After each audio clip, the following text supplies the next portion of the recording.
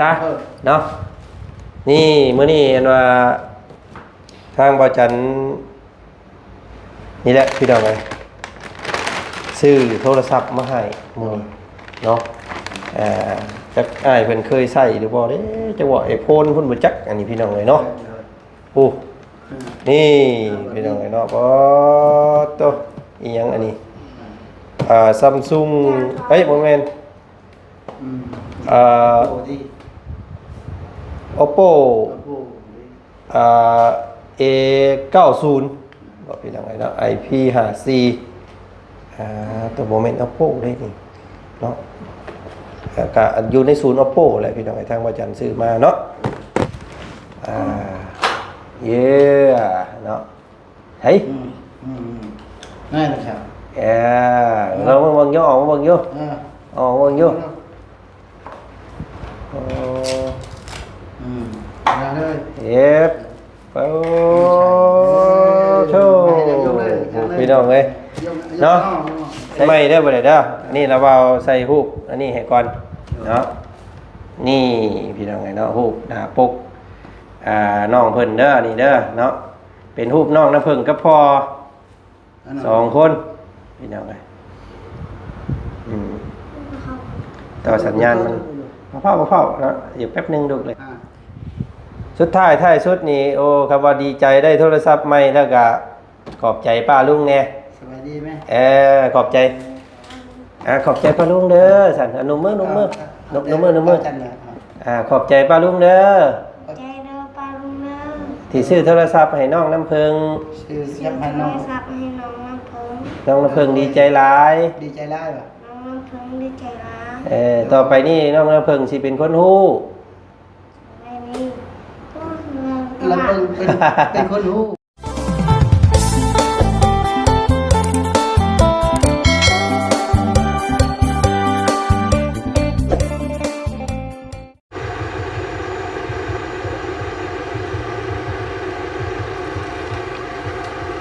เนาะพี่น้องเนาะกะโอ้ยเปิดภาพมาพบพ่อกับห้อง407อีกคือเก่าพี่น้องเลยเนาะโอ้ยรออีกคืนนี่พี่น้องนอนอีกคืนหนึ่งเนาะก็จะได้กลับบ้านเฮาแล้วน้องน้ำผึ้งเฮาเอ้ยพี่น้องเลยเนาะซื้อเครื่องอยู่ของกินมาให้เพิ่นคือเก่ามื้อนี้ก็ได้พี่น้องเลยเนาะแล้วก็สิ่งสำคัญก็คือตัวนี้แหละเพิ่นว่าอยากได้เนาะว่าจำเป็นว่าซั่นพี่น้องเลยมันต้องได้ใช้ในยามติดต่อโทรหาว่าซั่นเนาะนอนได้บ่พี่น้องเอ้ยเบิ่งก่อนเด้อนอนได้บ่เจ้าพี่น้องไอ้น้อยยังโมนอนอยู่เนาะโอ้ย2 ทุ่มเลยได้นี่พี่น้องเลยนอนนะบ่นี่นอนนะบ่นอนจะตื่นกี่นี่โดยพี่น้องไอ้เนาะคักเน่ดีน้ำผึ้งเพิ่นนี่พี่น้องไอ้เนาะเอ้าสบายดีป้าลุงเนี่ยสบายดีป้าลุงโอ้คักบาดนี้พี่น้องเลยเนาะกล้าเว้ากล้าอันแสดงออกพี่น้องเลยเนาะนอนอีกคืนนี่เด้อหำเด้อมื้ออื่นเนาะแล้วว่าสิพาเมื่อแต่เช้าพากินข้าวกินน้ำแล้วจังเมื่อเนาะมื้ออื่นเนาะสิได้เมื่อเห็นแม่แล้วบาดนี้พี่น้องเลยถามเพิ่นช่วงค่ำนี่ว่าโอ้ว่ะสิฮอดน้องบ่เราอ่ะบ่เราอ่ะสิฮอดแม่เราอ่ะอันชื่อชื่อแม่จะได้บ่แม่เจ้าชื่อหยังชื่อซ้ำจักชื่อแม่อยู่ซั่นนี่พี่น้องเอ้ยเนาะชื่อพ่อเด้ชื่อกมคักพี่น้องเอ้ยเนาะเบิดบ่แล้วว่าชื่อข้าวชื่อน้ำมาให้กินพวกมันเบิดบ่มันก็ได้พี่น้องเอ้ยเนาะลาบซีนอาจารย์ซื้อมาให้อันมงอันก่อนสิออกไปพวกมันพี่น้องเอ้ยเนาะ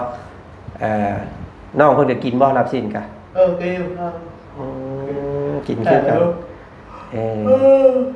น้ำยังอยู่พี่น้องเนาะน้ำยังอยู่โอ้ยเราเบาบ่ได้ซื้อน้ำมามื้อนี้เนาะอันซื้อมาให้อีกมื้อนี้ยันมาหิวตอนดึกตอนดึกนี่รับรองรสของแซ่บเจ้ารสแท้ๆเนาะเป็นนั้นว่าหมูปิ้งกับ ไข่ตุนพี่น้องเอ้ยเนาะหมูปิ้งกับไข่ตุนเด้อเอาไว้กินตอนตอนอยากตอนเด็กเด้อทำเด้อหรือว่าไปกินตอนเช้าก็ได้เพราะว่าเพื่อให้เพื่อละว่าออกมาเนาะเพื่อละว่าออกมาแต่บ้านย่านชุมเจ้าถ่าอันกินข้าวถ่าหากแต่ว่าสิเช้าอยู่มื้ออื่นเพราะว่าสิมาส่งลูกเขาโรงเรียนเนาะ8 โมงเช้าก็เอาสิออกเดินทางกับประมาณ9 โมงกว่าพุ่นแหละเนาะ โอ้ใส่เสื้อใหม่ทรงใหม่นอนเลยเนาะโอ้เห็นแล้วไงเนาะป้าลุงเพิ่นเห็นเลยก็เฮ้ยใส่เสื้อใหม่แล้วบ่ซื้อให้แล้วบ่เบิ่งอยู่ห่าว้าวเบิ่งให้ป้าลุงเบิ่งแน่โอ้เสื้ออันดึงคอขึ้นอีกอยู่โอ้เสื้อ274เพิ่นได้พี่น้องเอ้ยเนาะงามนอนอยู่นี่3 คืนนี่พี่น้องเอ้ยเนาะกะช่วงเวลาตอนดึกเนี่ยเด้อพี่น้องเอ้ยโมเมนต์ดึกเลยเนาะประมาณ2 ทุ่มครึ่งตอนนี้พี่น้องเอ้ยเนาะทางวาจันทร์บนเขามาหาน้องเพิ่นอีกซื้อของอยู่ของกินมาให้อีกพี่น้องเอ้ยเนาะแล้วก็นี่ครับขนมแซ่บนี่ลองอยู่เค้กเนาะอันน่ะขนมอันนั้นน่ะเจ้าแพงไว้มื้อให้น้องบ่ขนมเป็นบ้งน่ะพี่น้องไอ้ซื้อโดนัทมาให้มันแข็งมันละบ่ เนาะกินเด้อเจ้าหิวข้าวกินโลด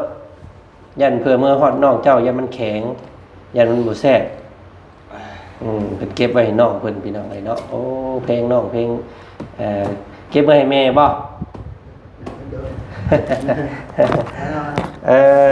นี่เลยเอา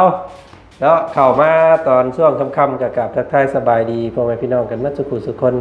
เนาะมื้อนี้ก็ทางเบาจันเนาะโอนคืนเข้ามาอีกรอบนึงพี่น้องเอ้ยเนาะมาหาน้องน้ำผึ้งกับพ่อเนาะนอนอยู่นี่อีกคืนนึงเพราะว่าเนื่องในเบาจันกับค่าเบี้ยค่างานแน่เนาะแล้วก็ขอโทษขออภัยพี่น้องสื่อสารกับเบาเสียงบ่ตรงกันเนาะเบาเสียงเพิ่นก็เลยเดินทางก่อนจังซั่นก็ได้ฮอดบ้านแล้วทำเพิ่นมื้อนี้พี่น้องเอ้ยเนาะบ่เป็นหยังนะลูกเนาะอดเปรี้ยวได้กินหวานว่าซั่นซะเนาะนี่มื้อนี้อันว่าทางบ่จันนี่แหละพี่น้องเอ้ยซื้อโทรศัพท์มาให้มื้อเนาะจักอ้ายเพิ่นเคยใช้หรือบ่เด้จังว่าไอ้โพนเพิ่นบ่จักอันนี้พี่น้องเอ้ยเนาะโอ้นี่พี่น้องเอ้ยเนาะบ่โตอีหยังอันนี้Samsung เฮ้ยบ่แม่นOppo A90 บ่พี่น้องเอ้ยเนาะ IP54 ตัวบ่แม่น Oppo ได้นี่เนาะก็อยู่ในศูนย์ Oppo แหละพี่น้องไอ้ทางว่าจันซื้อมาเนาะนี่เนาะรับรองว่าคำเพิ่นชอบแน่เลยเนาะแกะบังอยู่ลูกแกะบังอยู่แกะบังเนาะใส่นำกันก็พอเด้ออันนี้แกะบ่เป็นช้ำดอกเบิ่งเนาะอันนี้เป็นเบอร์อันนี้เบอร์น้องเพิ่นนี่พี่น้องเลยเนาะอัน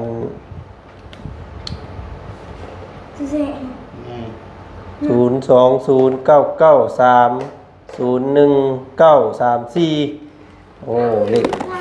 แก้ข้างๆเย้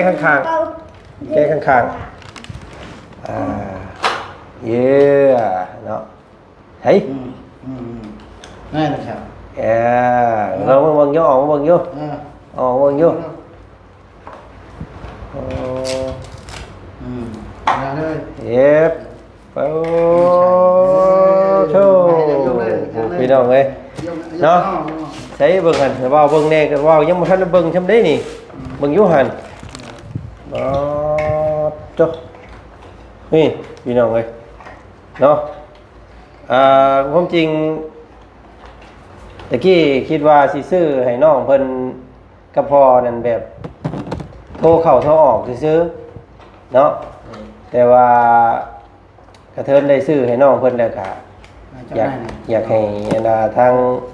น้องน้ำผึ้งกับอันว่าพ่อเพิ่นมีFacebook พี่น้องเอ้ยเนาะนี่ อันนั้นเป็นสายช่วงสายสากมันนะลูกเด้ออันนั้นกรอบมันเนาะเอามาเบิ่งอยู่ ไม่ใช่แน่ เอามาใส่เอาเบิ่งอยู่หั่น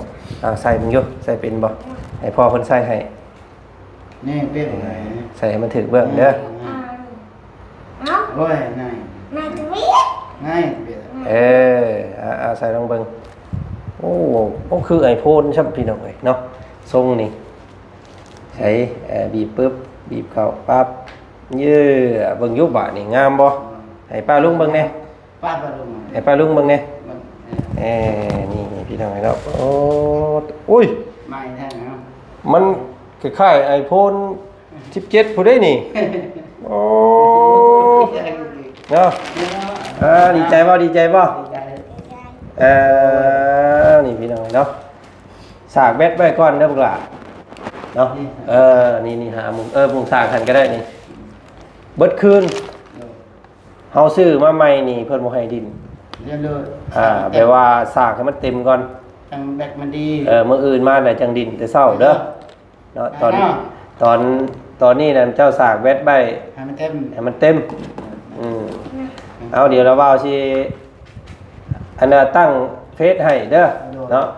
แล้วว่าตั้งเฟซให้เจ้าเรียบร้อยแล้วชื่อเฟซน้องเพิ่นนั่นชื่อน้ำผึ้งเด้อพี่น้องเด้อ ปลาดอก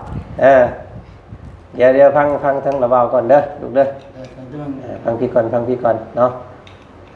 ระเบาสิบอกวิธีการดิ่นให้เบิ่งนี่เนาะเดี๋ยวระเบาตั้งนั่นให้เนาะเดี๋ยวเอารูปเจ้าใส่บ่เดี๋ยวเอารูปเจ้าใส่ให้ก่อนเด้อรูป Facebook ให้ก่อนพี่น้องเลยเนาะใส่ยังไม่ได้เปิดนิดนี่หนักตัวทอง มือทอง เดี๋ยวเราว่าสิเปิดอันนี้ให้นะครับ นั่นนั่นที่ฉบับ ดักไหม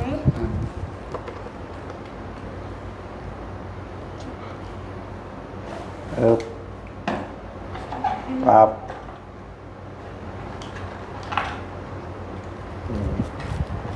เนี่ยรอจะคู่สัญญาณบ่อยากมีเนาะสัญญาณมันบ่ค่อยอยากแห้งก็ได้ ตกซิมนะครับตกซิมเนี่ย เป็นซิมรักเก้าเด้อไอ้เนาะบ้านเจ้าใช้ได้อยู่บ่รักเก้าพี่น้องเลยเนาะ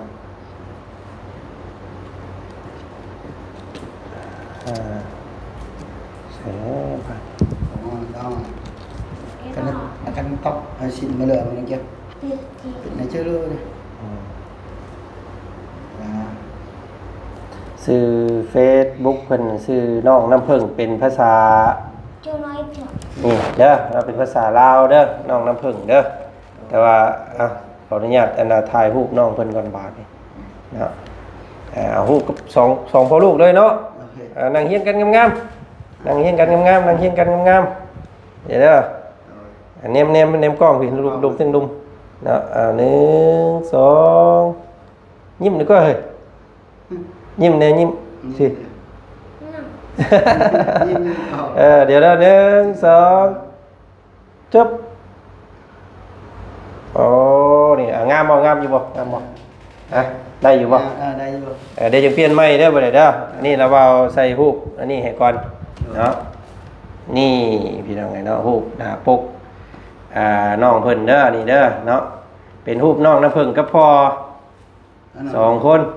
พี่น้องไงต่อสัญญาณมัน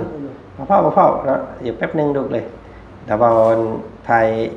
คลิปก่อนเด้ออย่างแก้เสียเด้อมันร้อนบ่นี่พัดลมพี่น้องห้องพัดลมเนาะอันนึง เจอไอ้เจ้า เจอได้เบอร์ไอ้ได้นะยังไงกันได้ เลยอันเบิ่งอยู่อันของแจกของแถมเพิ่นนี่พี่น้องเนี่ยน้องมีหยังเอาเมื่อให้น้องเอาเมื่อให้แม่เด้อของแถมเด้อกระเป๋าเด้อกระเป๋าใส่ถุงพายไปหาหน่อไม้ฮะอันนี้เสื้อไอ้อันมีแต่ยันใส่เจ้าพุ่นแหละเพิ่นเอาไปเสื้อเนาะของแถมเพิ่นก็บ่มีหยังหลาย มีแต่พวกกันสายซาดสายหูพังเนาะแล้วก็กระเป๋าพี่น้องเนาะมีทำนี้เนาะส่วนราคาได้เด้อเนาะราคาใส่ก็บินเพิ่นเอาให้อยู่ในนี่เบิ่งอยู่นี่อันนี้เนาะนี่พี่น้องอันนี้ ID Line ID Facebook เจ้าเนาะนี่นำเพิ่งอันเก็บไว้อันตัวนี้ก็ได้เก็บไว้ในกล่องมันเด้อเวลามันดินบ่ได้หรือว่ามันนั่นบ่ได้ได้จังมาหาเพิ่นว่ามันเพิ่นสิเฮ็ดให้ฟรีเนาะนี่เก็บไว้ในกล่องนี่ดอกทำไมที่น้ำเค็ม ชาไม่ชาเต็มชาเต็มถึงตรึกอยู่เลยเนาะ มื้ออื่นจังดิน มึงเกมเอา เกมมีบ่เฟซบุ๊กมีบ่มีเกมมีบ่ เกมบ่มีนิดหน่อยเจ้าดินเป็นบ่เกมเนาะขนาดว่ายังดินเกมบ่เป็นพี่น้องเอ้ย เนาะอันเพิ่นว่าให้เก็บตัวนี้ไว้เด้อเด้อห้ามบ่ให้ทิ่มกล่องมันนี่เก็บไว้เอาอันอุปกรณ์อย่างมันเข้าไว้เอาใบอันนั้นนี่เข้าไว้เนาะเพิ่นว่ามันประกันมันอยู่ในหันเนาะถ้าว่ามันดินบ่ได้มันเบิ่งหยังบ่ได้แล้วเข้าไปหาเพิ่นเนาะเพิ่นสิเปลี่ยนให้พี่ว่าซั่นพี่น้องเอ้ยเนาะปึ๊บจึกจักได้จะบ่เนาะน้องน้ำพึ่งFacebook ขอเป็นหมู่วาจันทร์ก่อนเด้อเสียเห็นวาจันทร์เด้อเนาะ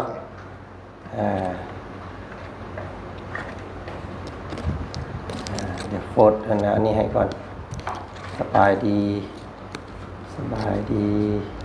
ป้าลุง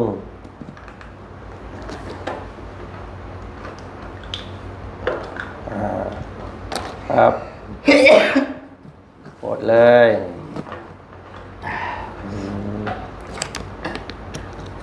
หน่อยสิค่ะดอกมาสิค่ะ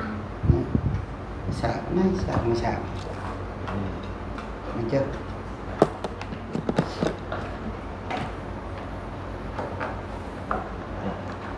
เฟซบุ๊กน้องน้ำผึ้งเด้อเพื่อนน้องเด้อเนาะให้ไปรอเพิ่นประมวลผลจักหน่อยนึงเพราะว่ามันยังนั่นพี่น้องเลยเนาะยังใหม่อยู่เครื่องยังใหม่อยู่ยังบ่มีเพื่อนแต่มันก็ยังบ่ค่อยเด้งขึ้นเนาะต้องมีหมู่เป็นขอเพื่อนเป็นหมู่เป็นหยังก่อนปึ๊บจึกจักสี่ใช่สาม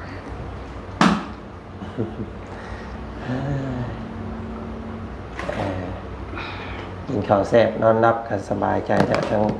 ผู้ซอยก็ได้พี่น้องเลยเนาะนอนเบิ่งคลิปตัวเองเด้อ โดย เดี๋ยวตะว่าวสิพิมพ์ชื่อระว่าวเขาให้เด้อ โดย เนาะนิดมันบ่อยากแห้งปานใดพี่น้องอยู่นี่เนาะสัญญาณบ่ค่อยอยากดีปานใดเนาะแต่ว่าบ่เป็นหยังบัดเฮาออกบ่เพิ่นก็ได้บ่าวจันทร์แล้วว่าสิพิมพ์ชื่อระว่าวให้บ่าวจันทร์ Channel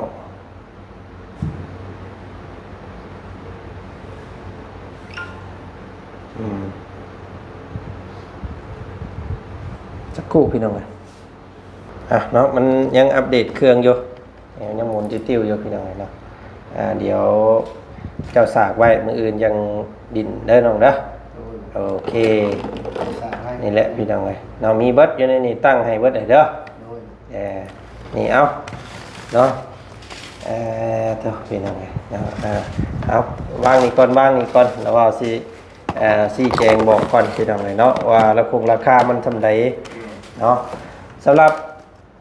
อันว่าจันซื้อให้นี่ต้องเป็นเงินกีบเฮา2 ล้าน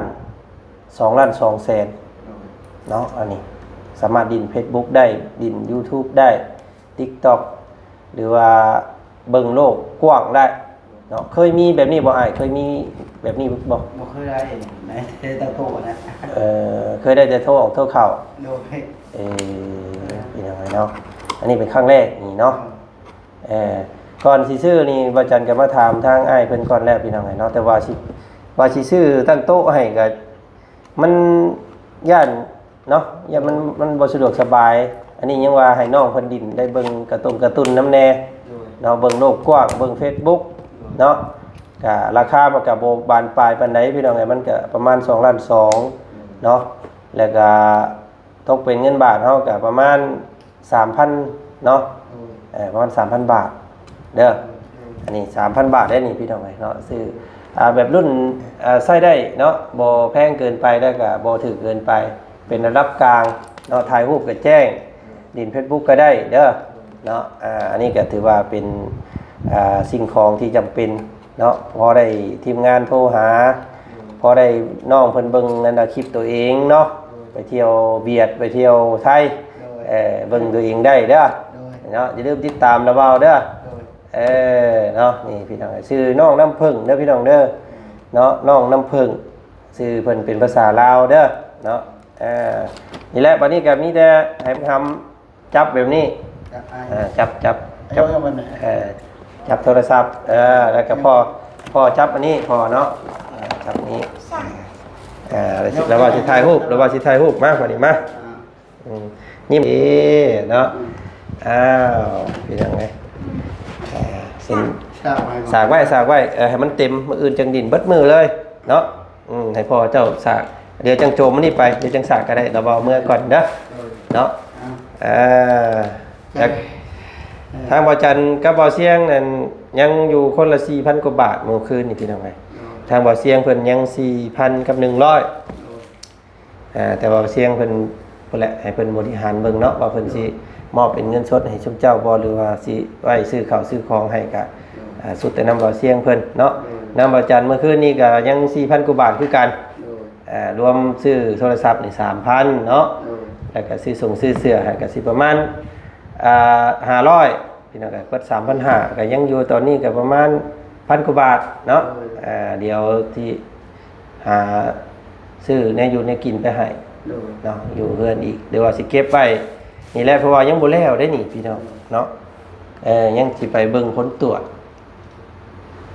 สิไปเบิ่งผลตรวจแล้วค่าว่างบมันบ่แพงเกินไปจังซั่นจังซี่ทางแม่เพิ่นนั่นก็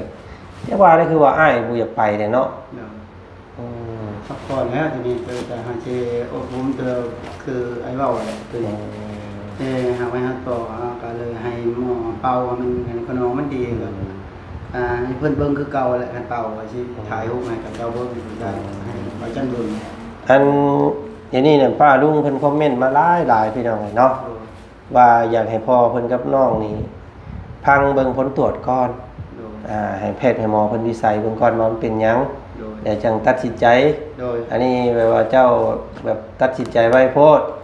เนาะลองพังเบิ่งเนาะลองพังแพทย์หมอทั้งนั้นเบิ่งว่าเพิ่นมันสิเบิดหลายบ่หรือว่ามันบ่แพงเกินไปเฮาก็อยากผ่าตัดให้น้องเพิ่นฉะนั้นเนื้องอกลูกเจ้าเป็นน่ะมันนับมือมันสิปงออกแล้วมันก็เฮ็ดให้น้องเพิ่นย่างบ่ได้นั่นแหละเนาะก็เดี๋ยวบ่าวจันทร์สิไปพังผลตรวจเบิ่งเพิ่นเด้อสิพังไปตรวจเบิ่งพังเพิ่นผลออกผลกวดออกแล้วจังสิมาแจ้งเจ้าใหม่ถ้าว่าเจ้าบ่ไปแต่ว่าเจ้ายินยอมที่จะปีนปัวเองก็ให้ฮู้จักกันในรอบหน้าเนาะรอบนี้สิขึ้นไปพังผลตรวจก่อนเนาะป้าลุงเพิ่นก็ซอยโอ้เบิดเงินบักหลายๆพี่น้องเอ้ยเนาะเพิ่นก็อยากซอยให้มันหายแหละเนาะเนาะเอาครับสุดท้ายสุดนี่โอ้คำว่าดีใจได้โทรศัพท์ใหม่แล้วก็ขอบใจป้าลุงแน่สบายดีไหมขอบใจขอบใจป้าลุงเด้อสั่นนุ่มมือขอบใจป้าลุงเด้อขอบใจป้าลุงเด้อขอบใจป้าลุงเด้อว่าขอบใจป้าลุงเด้อที่ซื้อโทรศัพท์ให้น้องพึ่งซื้อให้โทรศัพท์ขอบใจหลายๆว่าเว้าให้เป็นได้ลูกเด้อเอาเว้าใหม่อยู่เว้าใหม่เอาเว้า เพิ่นนั้นง่วงนอนแน่พี่น้องเอ้ยเนาะ สิ นมมือขึ้นแล้วเว้าสิพาเว้า นมมือ จันเลย ขอบใจป้าลุงเด้อ ใจเด้อปลาลุงเด้อ ที่ซื้อโทรศัพท์ให้น้องน้ำเพิง ชื่อ เสี เสียบให้น้อง สับให้น้องน้ำเพิง น้องน้ำเพิงดีใจหลาย ดีใจได้ป่ะ น้องน้ำเพิงดีใจร้าย ต่อไปนี่น้องน้ำเพิงสิเป็นคนฮู้ ไม่มีทุกเมือง แล้วเป็นคนรู้อ่ะ สิเป็นคนฮู้เนาะโอ้ยพี่น้องเอ้ยเนาะกับเพิ่นอยู่ห้องนอนแน่เนาะคอยบอกไปได้เด้อคอยสอนเพิ่นคอยเว้าคอยนั่นเนาะให้ฮู้สังคมเด้อเป็นไรโทรศัพท์ใหม่เนี่ยให้ฮู้สังคมได้อลูกเด้อ โดย เอาชั้นมื้อนี้เราเว้าเมื่อป้าก่อนเด้อ โดย มื้ออื่นสิมาหับเด้อ โดย เอาสบายดี สบายดีป่ะ สบายดีปลาลุง โอ้เยี่ยมเป็นยังไงเนาะเอาเก็บไว้ไปสากไว้เด้อ โดย โอเคนอนลูกบาดนี้ไปเนาะเราเบามาเลิกเกินนะพี่น้องเอ้ยเนาะเพิ่นนอนแล้วเคาะห้องเอาเมื่อกี้นี่ก็ได้นี่แหละนอนทาง จะเราจ้าเขาเป็น จ้าว่าจ้าโดดอันนี้แซ่บนี่ลูกแซ่บกินโดดนะเก็บไว้เมื่ออ้างกันน้องกับเมย์เด้อโอ้ได้ซบซับไม่เห็นป่ะ เอาไอ้เมื่อป้าได้เด้อล็อกไว้ประตูเด้อโอเคพี่น้องเอ้ย